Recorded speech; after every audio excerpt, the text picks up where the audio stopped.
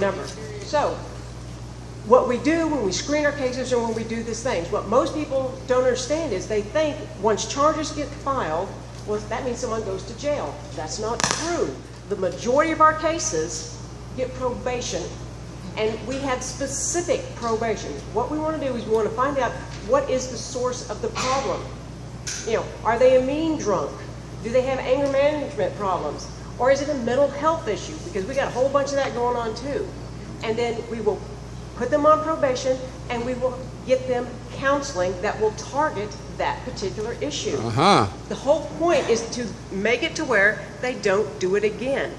Everybody who is convicted or put on probation for domestic violence must attend what's called the Batterers Intervention Program. That is a 52-week program, 52 weeks in a row that they must attend. Failure to attend this, and not just attend, but participate in it, means that their probation could get revoked and they could go to jail.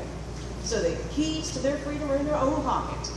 We want them to get help, we encourage them to get help, and with the court's oversight, you know, we strongly encourage them to get help.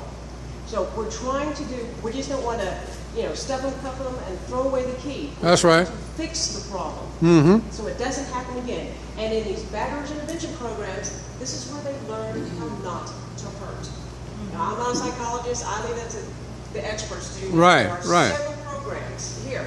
The batterers intervention programs, the majority of them are approved by the Attorney General's office.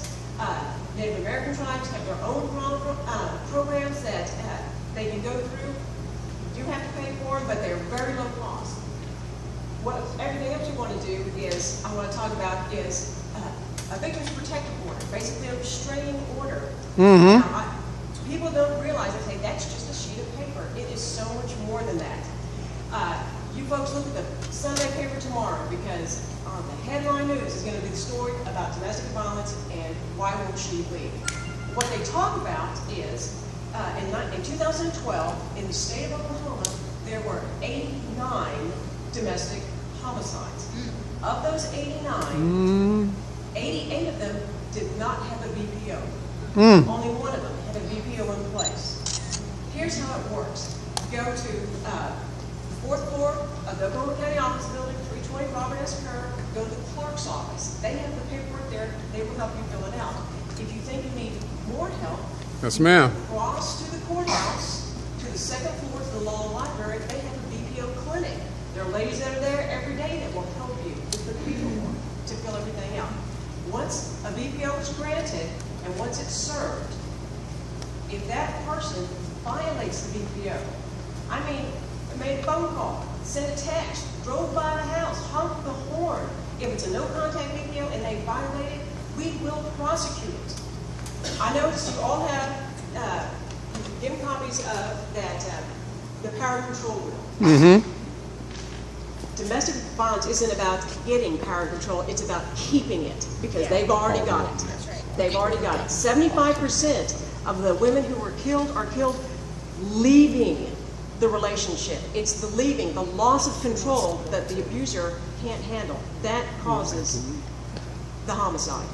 So, in this power control wheel, everything on there shows you how they keep that control through finances, through emotional abuse, everything else. I can't tell you how many people won't leave a situation because, you know, the abuser has isolated them. He controls the finances. He's cut them off from family and friends.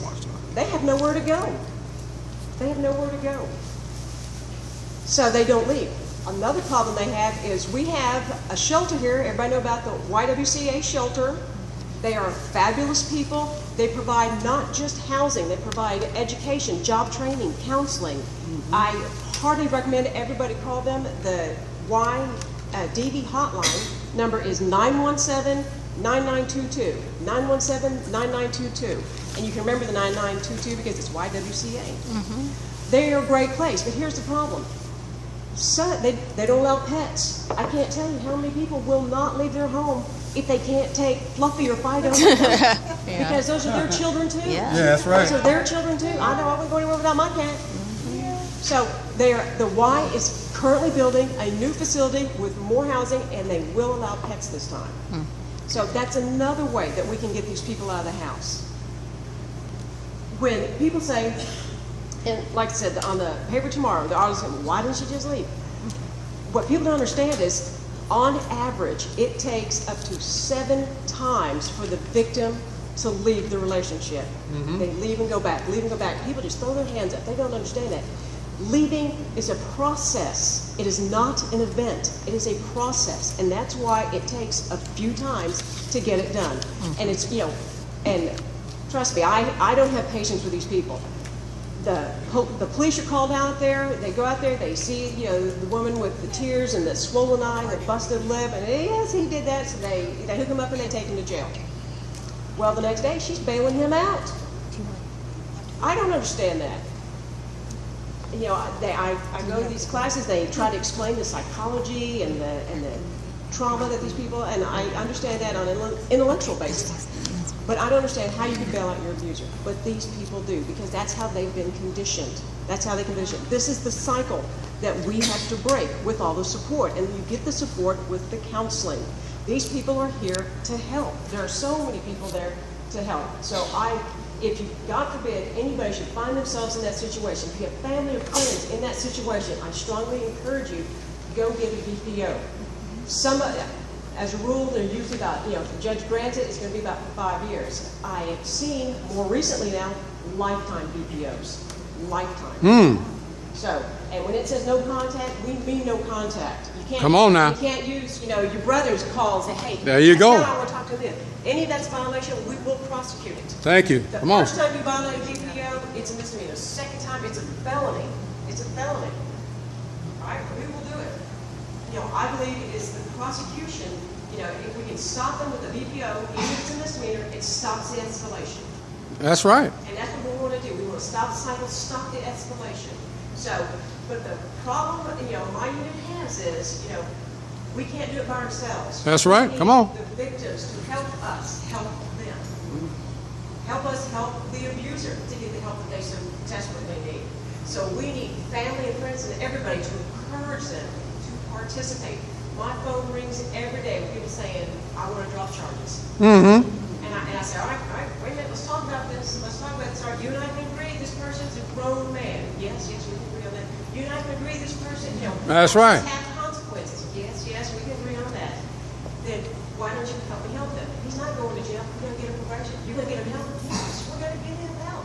Tell me, does he drink? I mean, you know, well, you know, he's got anger issues. We have a place for that.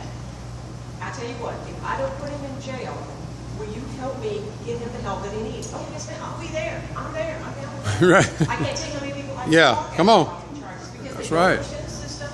You know, that's why you need good lawyers like Ms. Timmons to explain the system to them, and we will give the help. Our goal is not to throw people in jail. Our goal is to stop the violence. Yes, ma'am. And Definitely. we can all do that together. Yes. All right. There is a unit in the Oklahoma City Police Department that is dedicated to domestic violence. There's 10 detectives there, and that's all they work on. So, great. You know, there's a number that you can call. If you ever have a question about that, you can call them. Their number is 297-1125. That's the domestic violence unit of the Oklahoma City Police Department, 297-1125. If anybody has a question, you can call me. My name is Susan Stallings. My number is 713-1668. Right. I'll talk to anybody about anything. Thank you. Definitely. Anybody have any questions? Thank you so much. And Mr. Morrison, thank you. This has been great. Thank you. All right. Great. Thank you. Thank you.